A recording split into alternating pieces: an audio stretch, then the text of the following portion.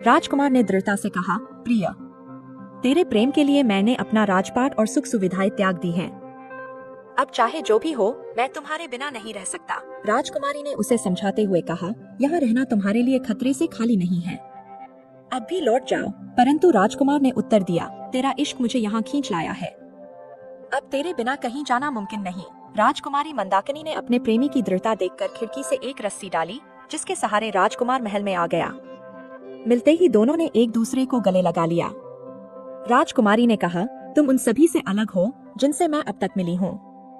तुम्हारी बातों ने मेरे दिल को छू लिया है। इसके बाद राजकुमार देवव्रत हर रात राजकुमारी से मिलने आने लगा और सुबह होते ही रस्सी के सहारे महल से बाहर निकल जाता। कुछ दिन तक सब ठीक चला, दोनों प्रेम में मगन हो गए। पर एक रात जब राजकुमार महल से बाहर निकल रहा था तो कोतवाल ने देख लिया और पूछा, कौन है तू जो रात के अंधेरे में महल से निकल रहा है? राजकुमार ने कहा, मैं चोर नहीं हूँ, कृपया मुझे जाने दो। लेकिन कोतवाल ने उसकी एक न सुनी और सिपाहियों को बुलाकर उसे पकड़वा लिया। सुबह होते ही राजकुमार को राजा के दरबार में पेश किया गया।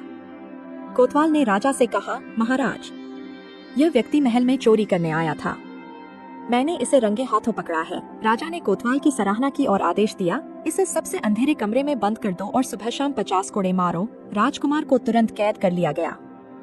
जब यह बात मंदाकिनी को पता चली तो वह बेहोश होकर गिर पड़ी।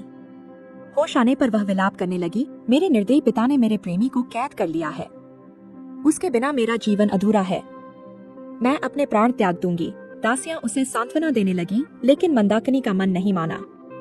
वह हर समय अपने प्रेमी की याद में व्याकुल रहने लगी। इस प्रकार मंदाकिनी हर समय राजकुमार देवव्रत के विरह में व्याकुल होकर रोती रहती।